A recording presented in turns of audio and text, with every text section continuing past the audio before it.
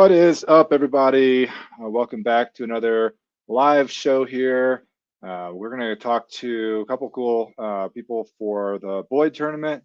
We've got Scott Brands, our brand manager extraordinaire on the board, and then he does all of our sponsorship stuff. And then we've got the winner of Boyd, we've got Kaleb with us. So we're going to go ahead and just get them on in here.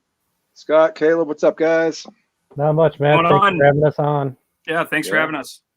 Thanks. Yeah, we're going to get straight into the Boyd recap. But first off, if I guess people are watching this right now, they're probably wondering, why they had to go to YouTube. Just for housekeeping, there, Facebook groups don't any longer allow for us to live stream to them. So we just have to click the link. I did put it on the Facebook page, so it's just a quick way to get to the YouTube to watch it. Then it'll be stored there for all of eternity on the CKFC page. One little piece of other housekeeping note is the All-American. We got our teams going out there. I'm heading out on Saturday to head there. We'll be pre-fishing most of the week. And then, the tournament is Friday and Saturday, a 2-day tournament. It's best 5. And we've already got some comments coming in. What's up, Joseph? That's my boss. Hell That's yeah. my boss. And Ronnie, I must ask you a question as well. What's up, dude?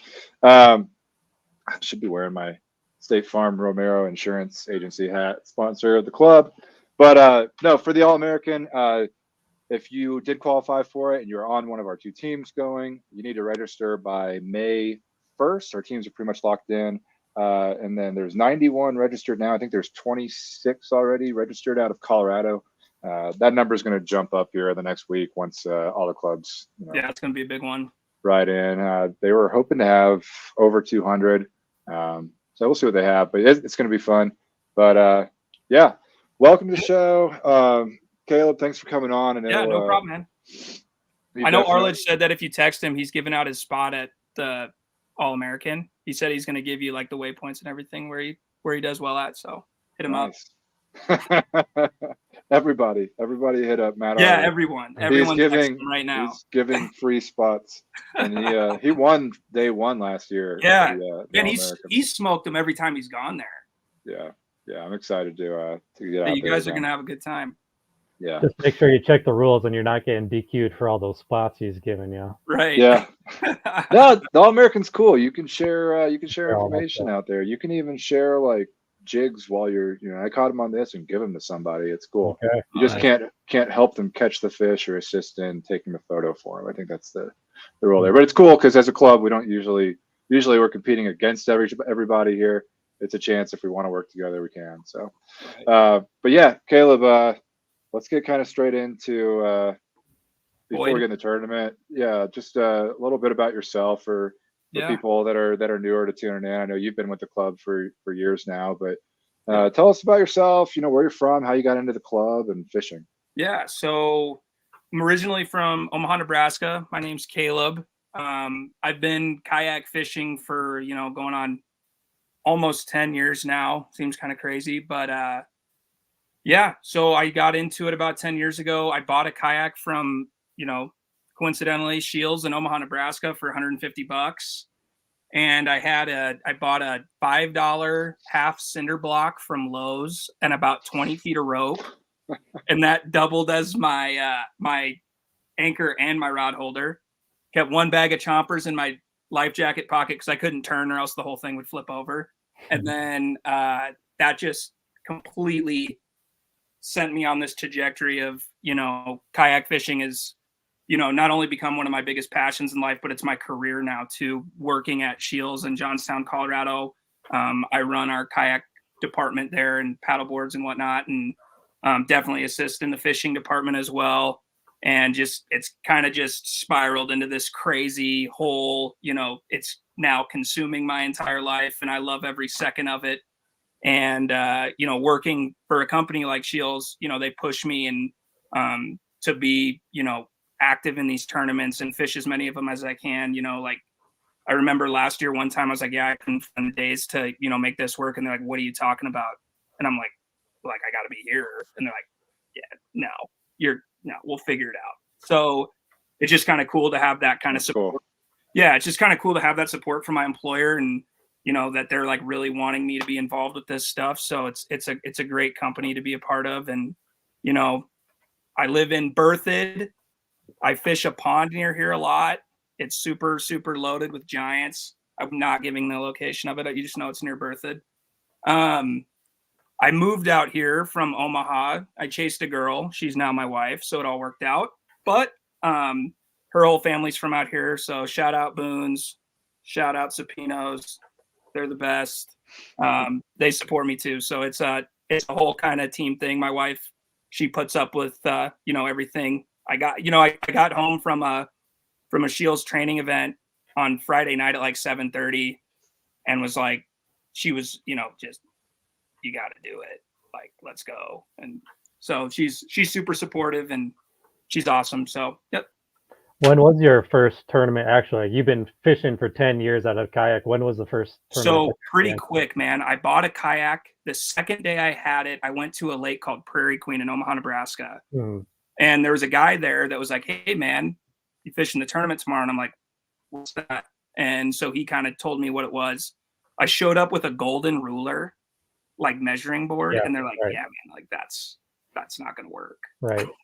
So yeah, my first tournament was about 2 days after I bought the kayak.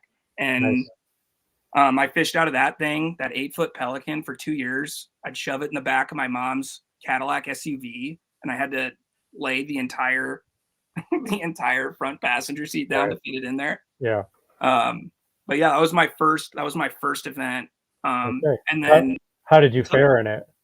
How'd you do in it? Oh, man. I think I broke a top 5 once. Okay. One time. Mm-hmm. One time. Cause like, man, it was like, I couldn't believe the kayaks other guys had. I didn't even know it got that crazy. Yeah. And then, yeah, it just, now I'm in a PA 360 XR. So it's, totally jumped off the deep end with it and ran with it ever since. Right. But yeah, and then Colorado, I started in the Colorado Kayak Club. would have been in 2019 was the first year I fished. And by that time I had bought a Hobie, and fished out of a Hobie Outback to start with. And so that was my first year, and man, it is different fishing out here than it is back home. So it took some time to really dial in these lakes and kind of figure them out. Still doing it to this day. What's so different about them? Is it like the fishing pressure and just going finesse all the time, or what do you mean? Yeah, so like I think a lot of times, man, like when you fish out here, I think there's a lot of variation in like not every lake has bass, right? Like whether Right. it's smallmouth or largemouth, like not everywhere is stocked or has them, whatever. Yeah. We're back home in Nebraska. I mean, yeah, like that's the thing. every lake. Yep. So Right. there's a ton of different opportunities there. But out here, it just seems like everything, profiles are smaller. It's way more of that finesse game. It's way more of the understanding lake contours, understanding like what's going on, like ecologically in each lake to push the fish to different locations and stuff like that. What are they feeding on? Like that's a huge one. It's not just tying braid to a half-ounce jackhammer and banging it off trees. Like that's, back home, that's like you kind of tie that on no matter what. And here it's light line, different deal. Smallmouth is a whole nother game, but yeah, it's a way more finessey style game out here than it is back home. It kind of reminds me of just fishing in Wisconsin. My wife is from there, so we'll visit there in the summer. And I borrowed some friends' tackle one day. They just had a little Fluger President spinning combo, so I borrowed that and looking through their tackle box, and it's not stuff that I would typically fish with.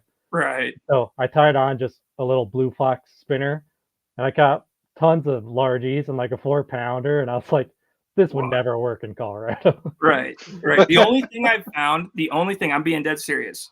The only thing I found that's worked everywhere I've ever gone is a Chompers 4-inch finesse Senko. Okay. Like their style bait. That is the only thing I've ever used that catches fish everywhere that I've ever gone, any state, any place. So get online and buy them. Yeah. Kaleb, what year did you move here, I guess, from Nebraska? It would have been it was like January of 2019, I believe. Yeah. Right before it went crazy. Yeah, it was like literally like right before COVID. So were you around like the Marty Hughes? Yeah, so Nebraska trips and stuff. Yeah, man. So like I cut my teeth fishing with Marty Hughes, James Francis, Nate Goria, Ricky Valdez. Like Christine Fisher was actually still fishing some of our events at that time. Yeah.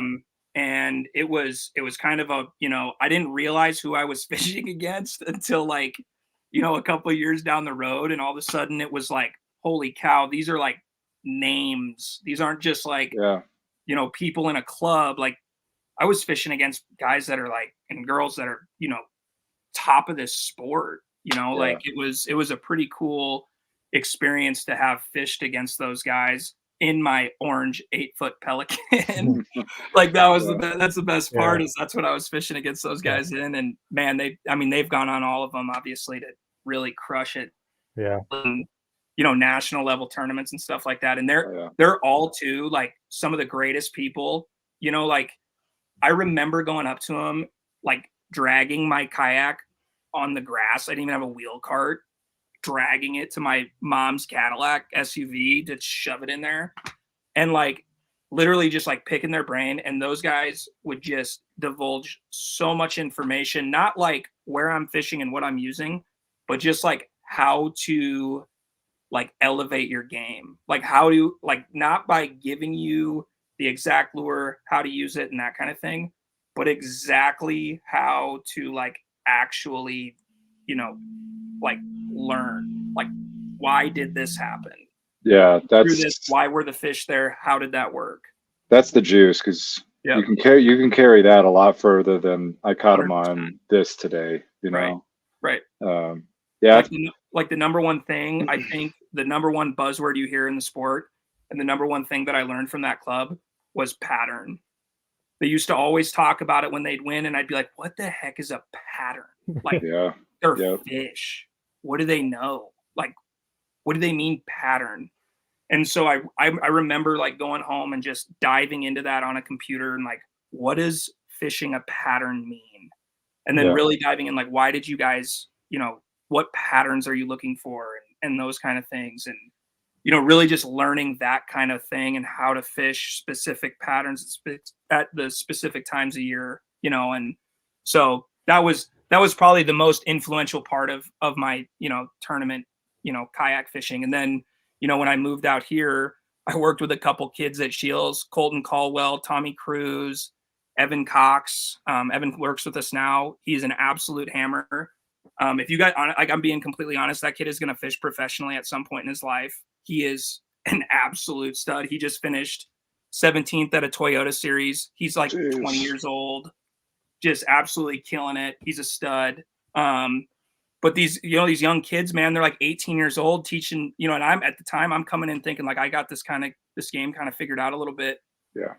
And then I get to Colorado and it's like, what? Like, I don't even know what I'm doing. And just picking those guys' brain, going fishing with them, seeing how they kind of attack it and whatnot. And was super helpful for me coming out here too. Yeah. Yeah. I think it's kind of a big advantage. Yeah. I was in Tennessee before here, but I did a lot more like crappie fishing and kind of that sort of thing. I didn't really bass fish until a few years ago. And like what you were saying, patterns, but also like the time of the year that goes with, like, holy crap, you only get a limited amount of time every year to try to figure out a spawn bite or try to figure out like in the fall when they're on a top water bite. You know what I mean? Like, 100%. Especially here, because you might be blown off or you have a snowstorm or whatever, Yeah. So it's kind of, I don't know. I love that kind of putting the pieces of the puzzle together, Yeah.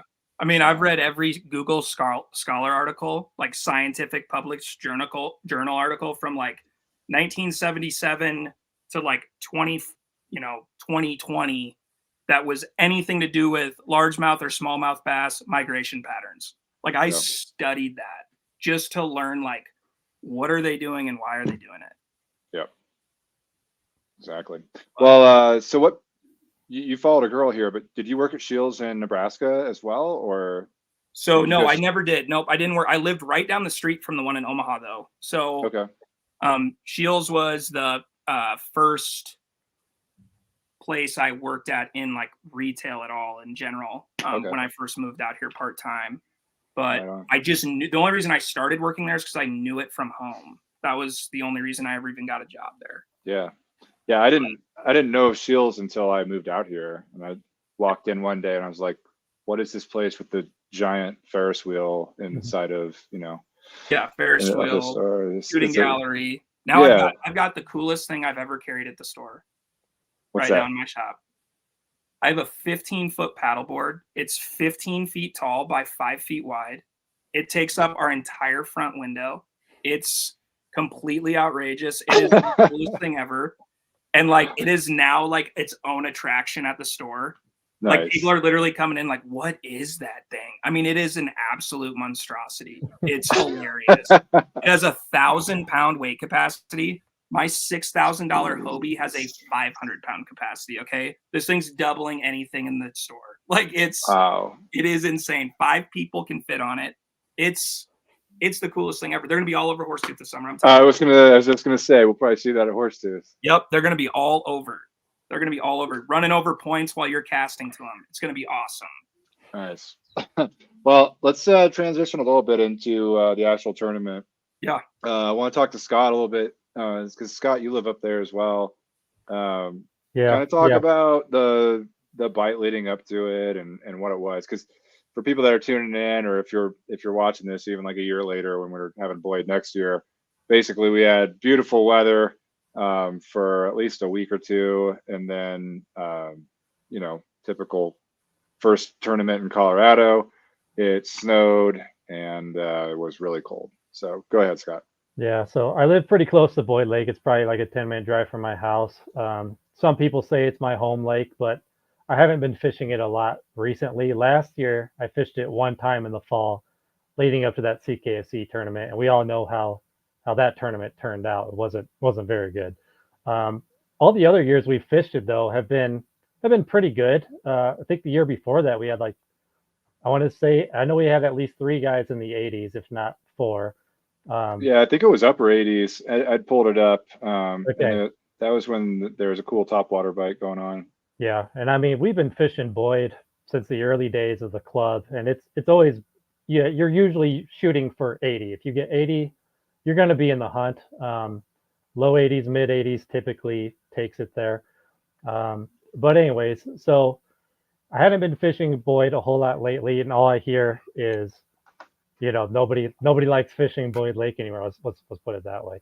So I haven't been fishing well lately, but I hadn't been out there.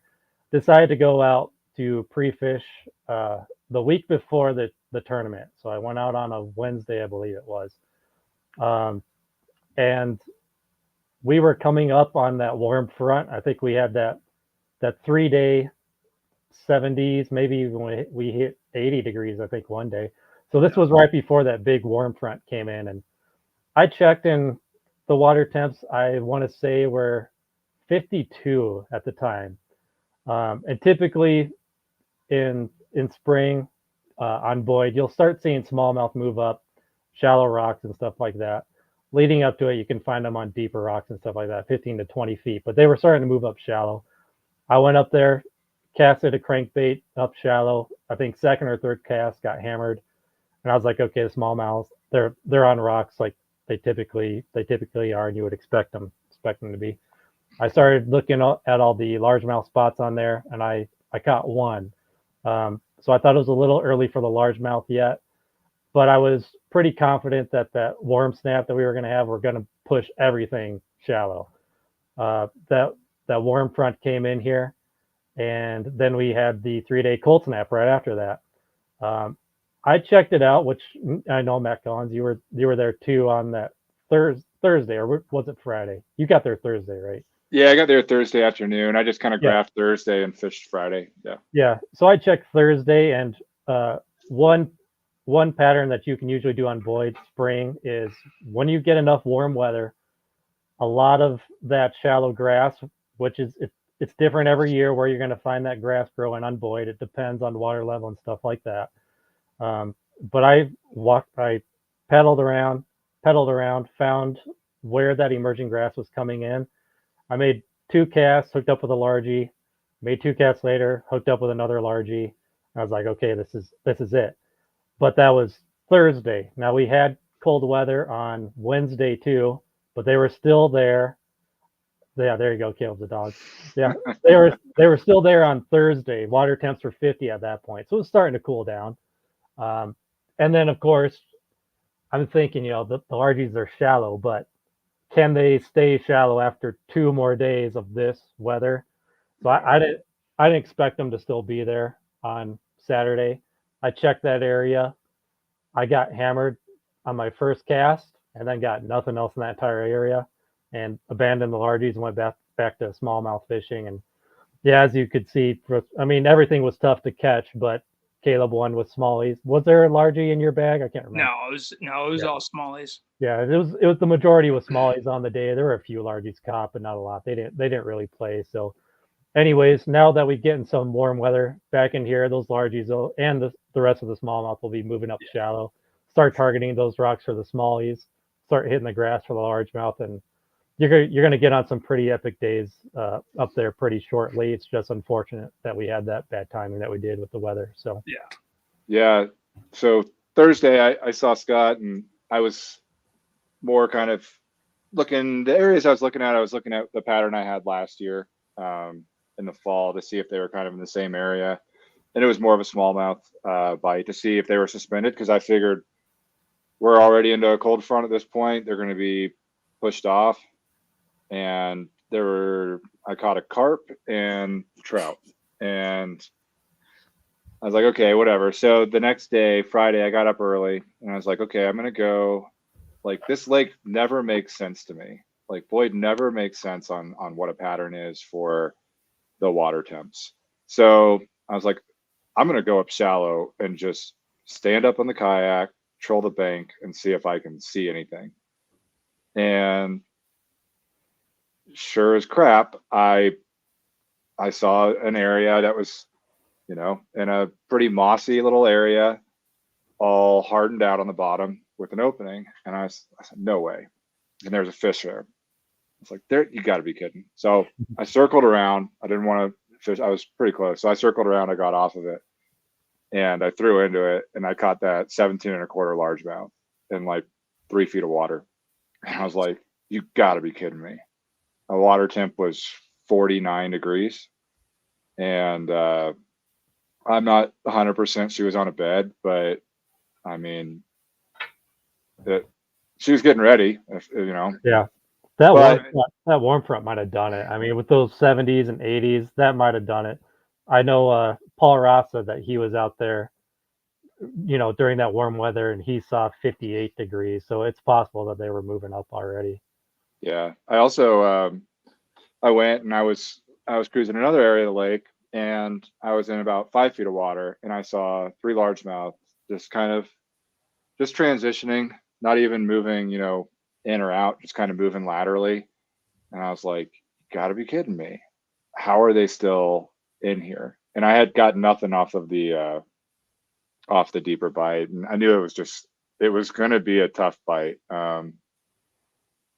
So Kaleb, let's get into your morning. I know you didn't pre-fish because you were out of town, right? Yep. So I was out of town at a Scheels training conference they call Fishing University. I can get into that a little bit later. It was one of the most impressive. I've never been to one. It was one of the most impressive things I've been to, just as far as like training goes. It was, like 12-hour days, learning, testing, really incredible deal. Just a testament to our company and what they'll do to give all of us, all the sales associates there and across all of our stores, the best information to provide for the customers, what you guys deserve when you come into our store and ask questions. But yeah, so I was just checking the weather throughout the week when I'd get a chance. And I was like, okay, if I'm going to show and go a tournament, this is the one to do it, because it could take one fish, like literally one fish. Yep. So I was monitoring the weather. I get home on Friday at about 7:30 p.m. And I was like, man, it's kind of late already. Should I even really do it? Whatever. And I was like, I might just text them and say, roll mine to the next event. And my wife was kind of like, why? You're off. And I was like, yeah, you're right. So then I was like, let's do it. Ran out, threw all my stuff in the bed of the truck, got all my stuff into my truck that I was going to take. I literally, my reels weren't even on my rods.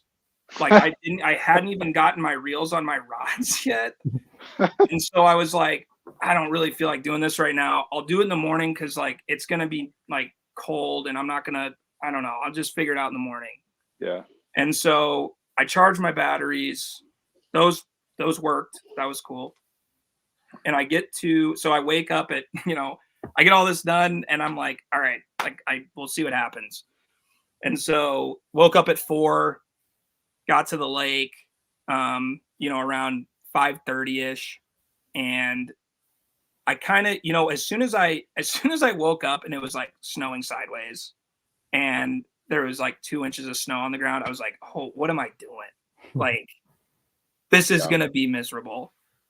And so I got to the lake at about like 5 o'clock. I was connecting the quick connect clips from my graph to the power cord in the parking lot. Like before I'd been in the boat for an hour and a half this entire season before the event. I didn't know if anything was going to work. So I was just like, whatever happens, happens. But as soon as I got on, I got everything powered up. I realized that I hadn't retied anything. So I was like, I tied these knots in October of 2023. So hopefully they hold up. So, and then, because I was like, I'm not retying. It's too cold. My hands won't work. I'm not going to tie good knots. These are the best shot I have. And so once I saw the water temperature was like 50 degrees, I instantly was like, I'm targeting smallmouth. I'm not even gonna bother with any sort of largemouth option. And, you know, I really, really thought that I was going to be able to find them right at the boat ramp.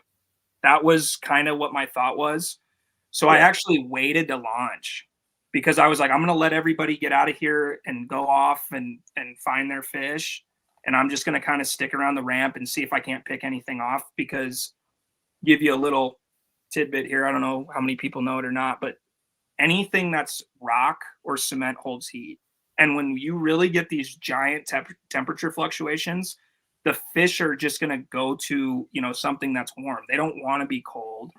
And so if they can hold tight to something that's going to keep them warm, they're going to do that. So I thought maybe I could catch a couple, you know, pretty close to the ramp that, you know, fish just trying to hang around.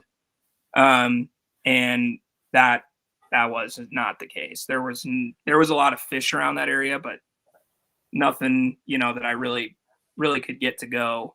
Yeah. Went to a couple other spots I thought might have fish. They didn't. And so I'd kind of, at that point, it was about 10 o'clock, and I was like, all right, I skunked. Like that, I didn't have any plan. So then I literally just started chasing roamers in like 30 feet of water, and they were suspended, right? And I'm like, all right, these have to be smallmouth. And I'm like flicking at them. And it's just like tick, tick, tick, tick. I'm like, I know they're trout. Now I know they're trout, but I have to catch one to prove it. Or else I'm like, if I get off this bite and somebody tells me, yeah, I was catching suspenders in like 30 feet of water, I'm going to be upset because I didn't even test it. Sure enough, they were trout. So then, and what, in my opinion, this is the biggest advantage of forward-facing sonar, is this moment of my decision. So I decide, there's something that you'll hear about called knobs when you're talking about forward-facing sonar. And what that is a knob on the bottom. And generally, if you can find those knobs, they're fish, because you can see them moving across the bottom. So then I just started scanning for knobs, and that's what I was doing. And I actually, there's a spot on the lake that's straight off somebody's dock there. And the guy must have dumped like a Christmas tree in there, because there's something on the bottom there, and like you could draw a line to his back door. Like he for sure like floated out and dropped it in front of his place. I marked it last year on side imaging, and I was like, man, you know what? I'm just going to run over this spot. I'm going to see if there's anything there. And over the course of that time, I switched out what I was using to a little bit smaller profile, because I noticed that I was getting short struck by those trout so much. And I flicked into it, and boom, 17 and a quarter, like first cast. And I'll give a little bit here on how I was doing it, because so jigging a minnow, right? That's what we're all seeing. Everybody's watching it on, you know, the Bassmaster Elite Series and everything like that too. And, you know, you're staring at a screen and you're casting to specific fish. So what I found is I found two of these really good knobs on the bottom, and I cast past them, and I'm dragging it, you know, hover strolling it or dragging it, however you want to call, whatever you want to call it, off the bottom, but I'm really close to them. And so I bring it in and I raise it, like I'm like literally dragging it across his dorsal fin pretty much. And as soon as I get right on top of him, I just go and I just lift it up. That's it. Very subtle. And the fish fires, like just a freight train flies up to it. And I'm like, oh, there he is. And then he stops. This is also why forward-facing sonar is so much fun, guys. Like it is this cool. Okay. Like it is this fun. So he flies off the bottom and he just stops and he stares at my bait. I pick it up, he raises up. I pick it up a little further, he swims back to the bottom. And I'm like, what? Seriously? Yeah. So when I first started working at Scheels, they sent us on a guide trip up to Granby with Fishing with Bernie. This is when Bernie was still running his guide service there. They still go today. It's just Dan Sandin and Jake Fuse. They're awesome guys. If you ever get a chance, go on a trip with them. One of one guys. And when I was fishing with Bernie, he told me, hey, if you see a laker come up on the tube and he stops, just drop it. Just drop it straight down. So I was like, all right, well, I'm going to try that. So I reel up. I do the same thing. I bring it right over his dorsal. I lift it up. He fires again. I mean, freight train, bat out of hell. Boom. Stops. And as soon as I saw him fire though, and like right before he stops, I just drop it down and he just and smoked it and inhaled it.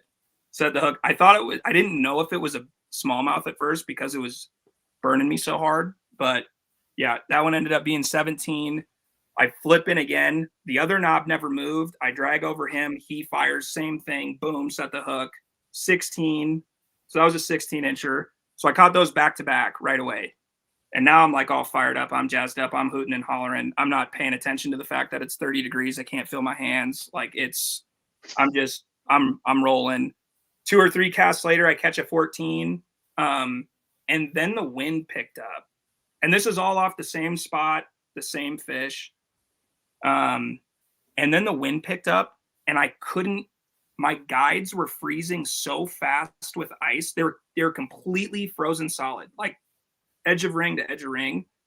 And I couldn't keep them like thawed long enough to cast. I kept casting and it would just fall. And so I dunked my rod in the water because the water's 50 degrees, so it's going to melt right away. But then it's like dunk and throw as fast as you can. And then my reel actually started gumming up a little bit. And like it was just, and I was so mad because I had found this group of active fish and I was like, somebody got them. Like somebody's got 5. I know it. Yeah. And it was just, I got lucky. I just found the right fish at the right time. I got lucky on that stretch and just hit it right at the right window. It was like from 11 to 11:15 ish, if I remember right, that I caught him. And then it was just battling the elements for the rest of the time. But and to be honest, like I think a lot of the times when it's that cold, you just expect the fish to not be super active.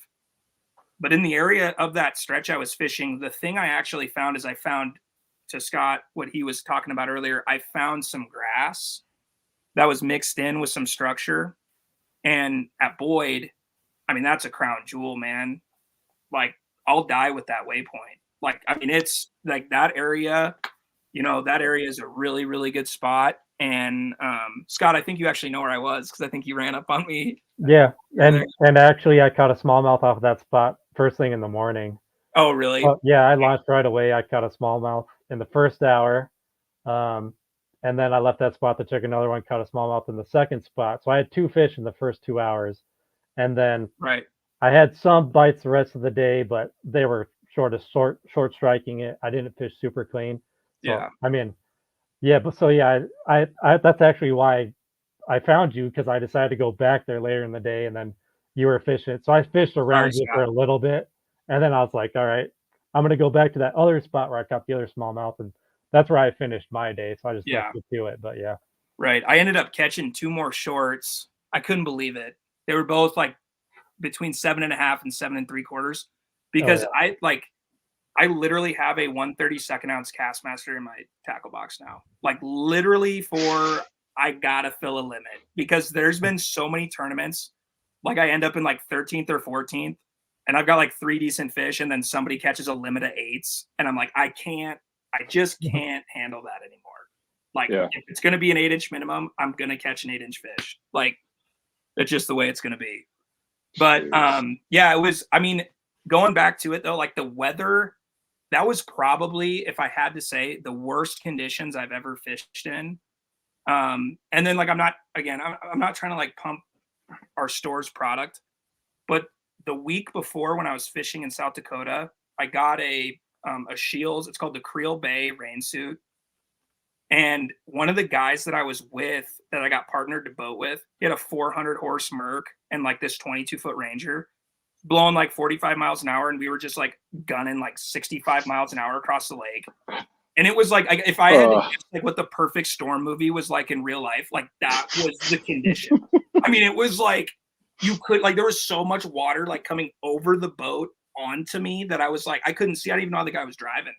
Awesome dude, great guy, one of my favorite people I've ever fished with, for sure. But like, I was never wet and never cold the entire time. Turn around, I'm fishing a tournament on Saturday morning. It's blowing up 1,000,000 miles an hour. It's snowing. It's everything, like all of that. And that Creel Bay suit. I'm not kidding you. Like the two best purchases I've made at our store.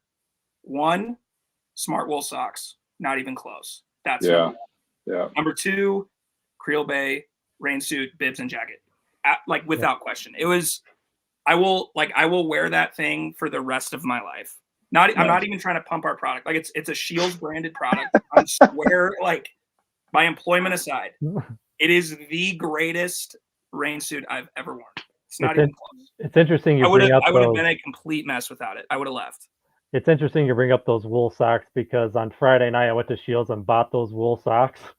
Yep. And you're right. I put them on and my feet were fine all day. Yep. Yeah, Right. I know those. The smart wool socks are like, Yeah.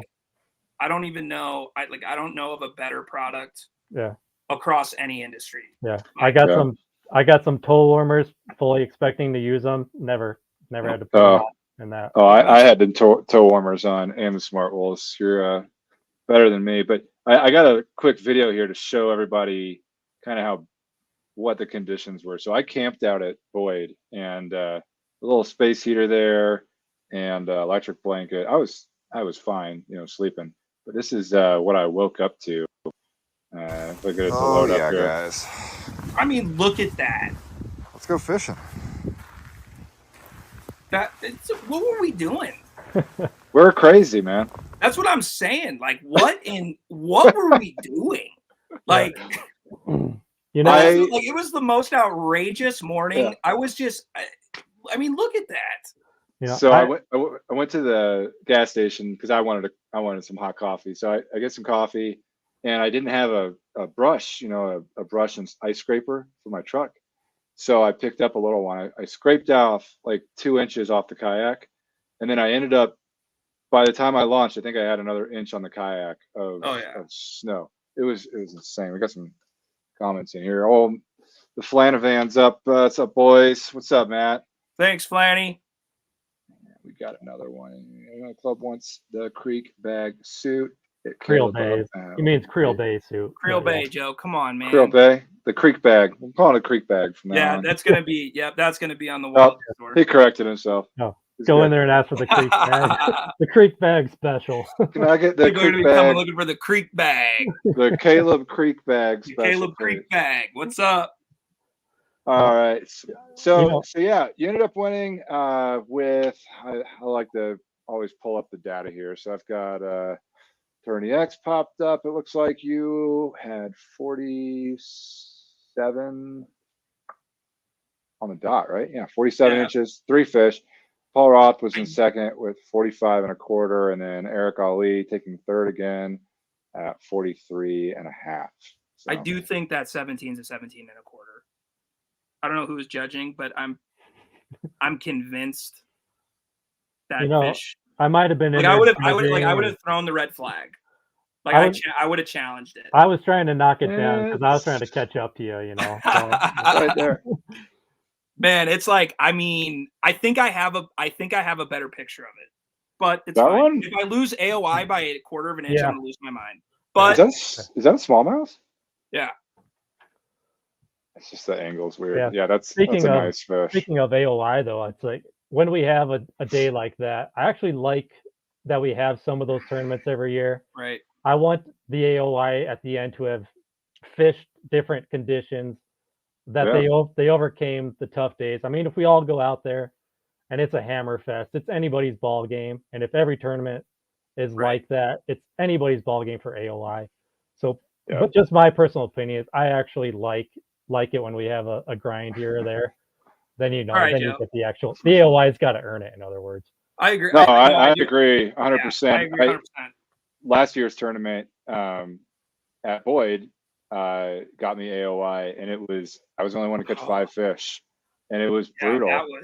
It was just one of those things where it's like, okay, I was able to do that, but I had like 3 days pre-fishing that place and found one school on the lake that I had, and I was like, well, they're all small ones, and a limit of 59 inches won the tournament and got me AOI, but it was a grinder. So I agree. I like when it's like that because it's like, okay, you didn't just luckily set into a 19 when you caught a bunch of 14s or 13s or something. It's you, like the way you described it, the whole day, it was a grind. You figured out something that worked, you tried something else, and then boom, you got them. And kudos, man, because that is that day honestly just destroyed me out there. It was pretty demoralizing to go out there. It was my first tournament that I've zeroed on.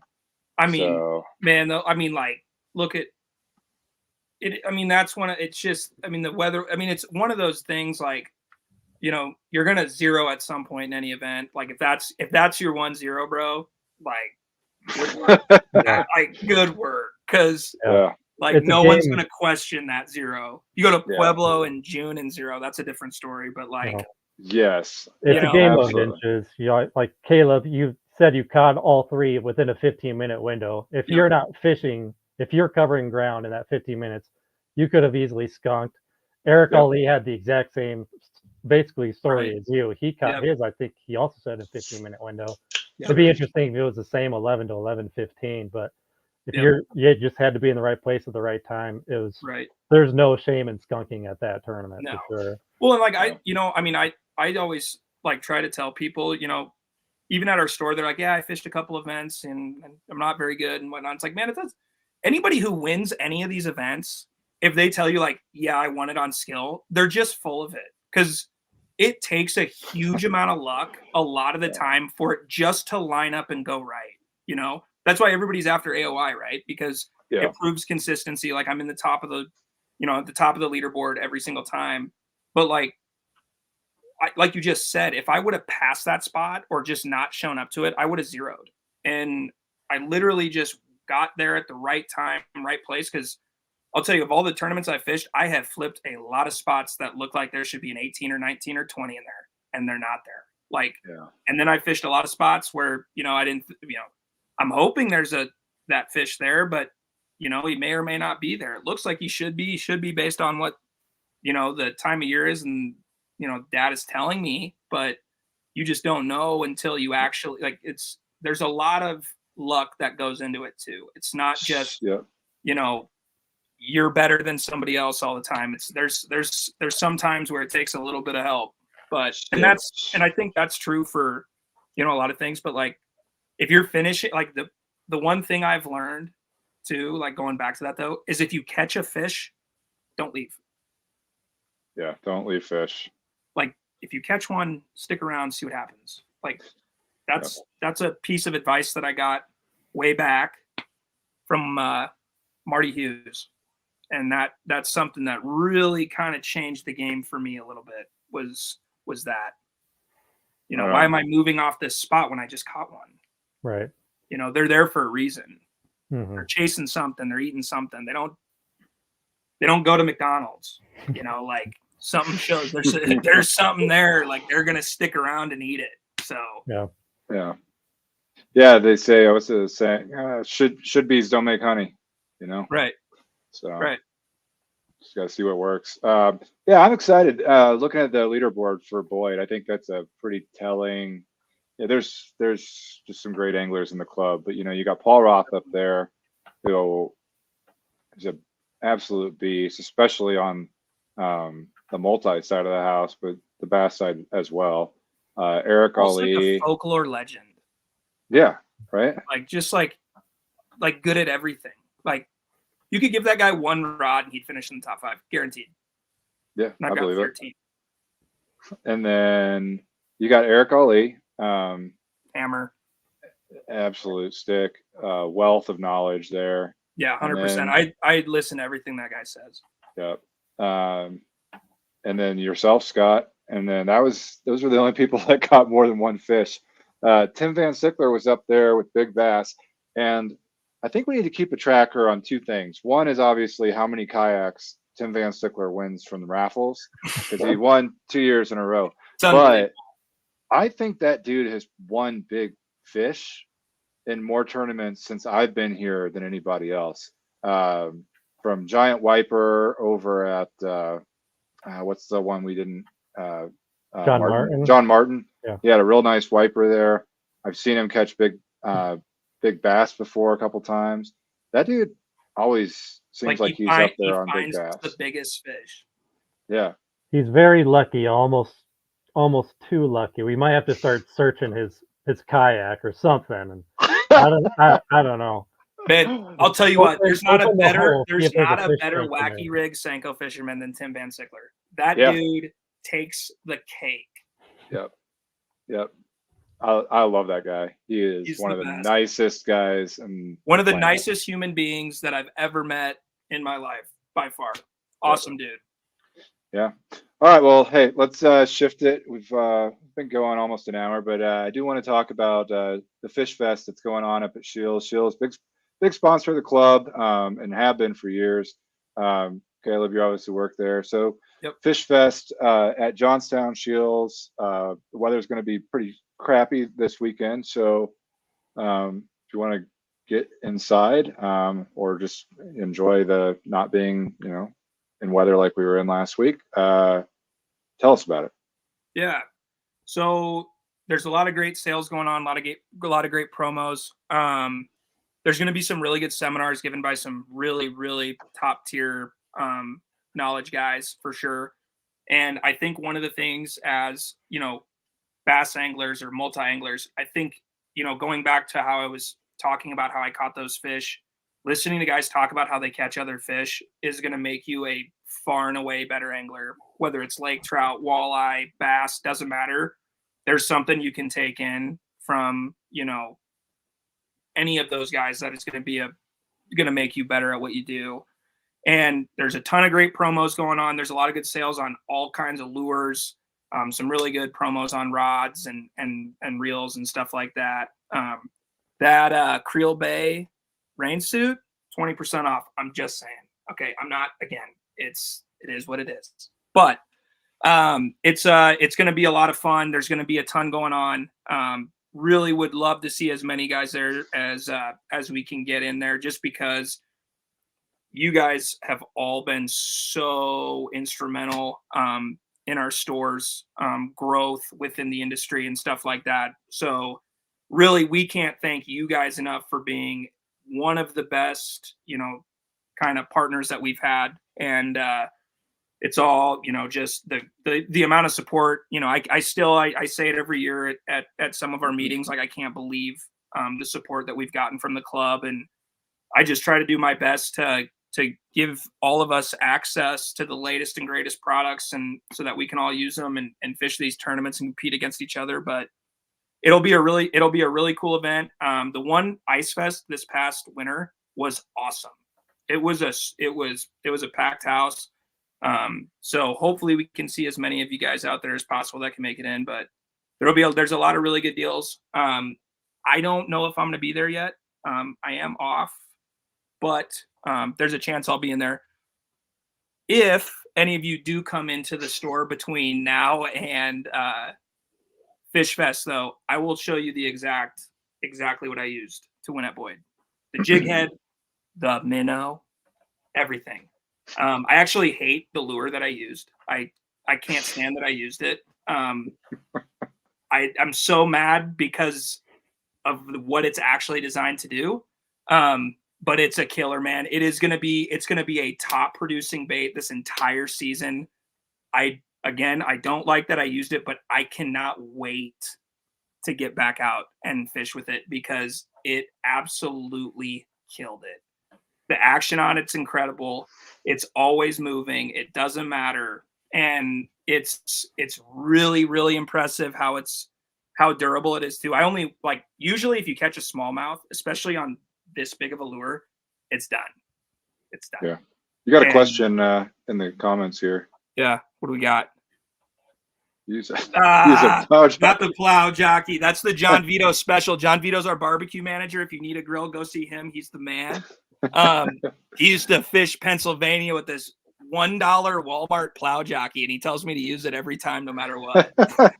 You'd really want to catch some big ones, Kaleb. You better get that plow jockey. Yeah. And Chinchar accusing you of using live bait. That's nice. Live bait, yeah. Yeah, that's really, and actually that fits with his description. No matter what you're doing, it's always moving around. It's about big. It's towards the back of the store. They have to get it out for you. It's a little minnow. Yep. Oh, it's a real minnow. Yeah. Yeah. Yeah. No, that's not awesome. quite. Be Not cute. quite. Not quite. It No. honestly, I'm not kidding. I'm not kidding. The tail is very impressive. Cool. So Caleb, what nights are you working this week so we can all go in there and Yep. figure out what you were using? Yep. So I'm there tomorrow until 9 p.m. I get in at 2. And then on Friday, I'm there from 9 to 5. There's a chance I'll be in there on Saturday morning for the first half of it. So yeah, come in. If you come in the next week too, like, we'll figure it out. Sounds good. It might not be the same color. Just kidding. Just kidding. Yeah. Just kidding. All right. Yeah, I want to say this about Caleb. So he'll even reach out to guys in the club. He's done this with me for Scheels to see, hey, is this a product that you like? I see that you have this. What are your thoughts on it? Should we stock it in the store? What accessories for it should we also have at the store? So you don't get that many places at all, let alone have someone with the talent and expertise in what your hobby is, or Right. or addiction, whatever we want to call this. But Yeah. it's awesome. We appreciate, when there's, a lot of times we'll see things, on YouTube or just out there, that people are using, and it's like, hey, I want to try that. And you can actually go pick it up locally, which is not necessarily the case in a lot of places. So good work, Caleb, on stocking a solid store there. Well, I mean, I think to that it's one of the cool parts about our company as well. Like, they're going to listen to us, in our areas, and like what works for us might not work in, Rochester, Minnesota, but if it works for us, they want to support us and push that. But, I think too, to that credit, being an angler, I don't think you can ever know enough. I don't think you can ever learn enough. Anytime you can get as much information as possible, it's only going to make you better. So, I think, and then that goes for our store too. I might not have as much expertise on a certain, products. I don't use it myself, but if I know one of the guys in the club does, with, the example you use too, I'm 100% going to reach out and see what you like about it, what you don't like. And, I think that just makes the environment of our store a lot better, having the right products, that you guys want, because that, at the end of the day, that's the main goal, right? You guys can come see me at Scheels or, in Colorado Springs for some of you guys, and, pick up what you're looking for. So Awesome. Thank you for that. That was cool. Yeah, no, thank you. Well, hey, let's just talk Scheels Fishing University, since you brought it up. Yeah, man. So just give us a quick, what is it? Yeah, it was the most unbelievable. Like, so they asked me if I want to go to it. I've heard about it in the past. And so they pick all these different locations, right? All the different stores, guys get to go, girls get to go, whatever it is. And you go, and we met in Chamberlain, South Dakota. And the entire week is just packed full of everything. So you meet with vendors, you see new product that we're carrying, and you learn about it. Like, we got on the water and fished these specific lures. We used all the trolling motors, all the graphs, forward-facing sonars, and it was 12-hour days of this, where you're expected to take notes. Like, you have to be able to make sure that you were paying attention and whatnot. And there was 50 boats, and we fished a tournament on Thursday. It was unbelievable how many people were there to help support Scheels and whatnot. But the amount of information that you're taking in, the days are it's a blur, man.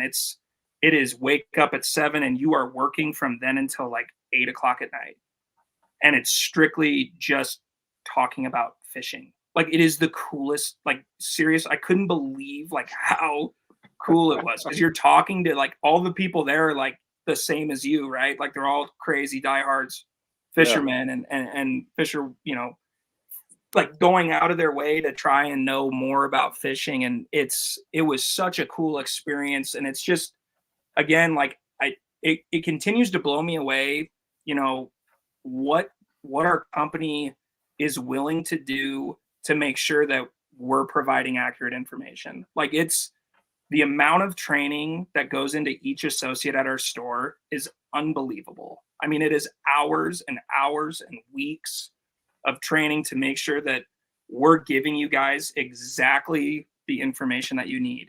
And there's going to be mistakes, right? But like like what they do, how they go about it is so impressive. It was one of those things that just kind of refreshed me, and I was on the clock fishing for the entire week. Like I couldn't believe it. It was That's unbelievable. awesome. Getting to test all this product that I would never get my hands on, and just a really cool experience. It was awesome to be a part of. And, it's one of those things like whatever it is, because they do it in every department. So every department has these. And it's like, like I said, Barbecue University is going on right now. They're literally cooking on Traegers, Rectex, Yoders, like the whole kit. If you ever need somebody to just go sample that and tell them, if it's good or not, Scott and I are happy to help out. Right. Yeah. We'll send you up there. Yeah, this barbecue's not bad. Some taste testers. Right. It's unbelievable. Yeah. So like, yeah. And it's just, it's a really cool opportunity. It's a really cool event. And, I just think the more that people know about the back end side of our company, like what they're doing to make sure that, we know what we're talking about when you come into the stores is important. It definitely is. Yeah. That goes a long way when you can walk into a store and know that you want to ask questions. It's not, sometimes you go to a store and you're like, just kind of leave me alone. Right. It's, you're not going to kind of feel that way when you realize that these people are just as crazy about fishing as you are, which is cool. Right. And you're going to get bombarded with, are you doing okay?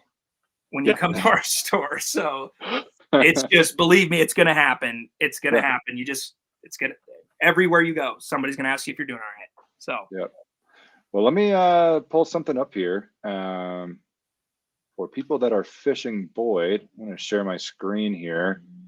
It should pop up. Yeah. So, people that are fishing the All-American. Sorry, not Boyd, because that would have been snow. But you might want to go get that Creel Bay rain outfit suit here, because it looks like it's going to rain quite a bit down there. This is Warsaw. So go ahead, pick that up. I've got this is it, right? The Creel Bay rain bibs. Yep. These are the bibs. Yep. So, so go pick it up. It's going to be pretty wet out there, but hey, we're going to be in the 80s, so you can be wet wearing flip-flops. But you're going to be dry. You're going to be dry. I'm telling you, you're going to be dry. It's unbelievable. Yeah. Awesome. Well, hey guys, thank you so. Oh, we got another good comment here. Don't hate me for asking if you're doing okay all the time. It's okay. Some people aren't okay. You need to. They aren't. They're not. Yeah. Right on. Well, hey, thanks guys. Just about an hour in here. So, Kaleb, thanks so much for coming on. That was like probably one of the most in-depth, informative shows that we've done, as far as kind of talking about, not just a technique, because it's one thing to be like, I caught it on a jig, but to kind of talk about your approach to it. So appreciate that. And definitely 100%, man. Anytime I can talk. If you haven't already noticed, like at any of our events or on here, like I can talk whenever you need to talk. I can talk. Awesome. Well, we'll definitely have you on again. Next tournament in Colorado. I don't even have it pulled up, guys. Like, should definitely have this up. May 11th. Help me out here, Scott. Yeah, CKB is at Horsetooth on May 11th. That's the next May one. 11th, and then we've so which is cool. They've also got the Wyoming thing going on there, and then you've got Pueblo on the 18th and 19th of May.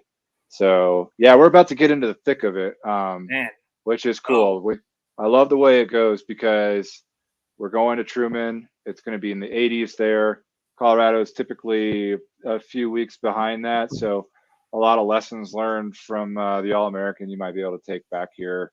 If you're talking about pre-spawn, spawn, which is what it's kind of looking like. So yeah, well, hey guys, thanks for coming on.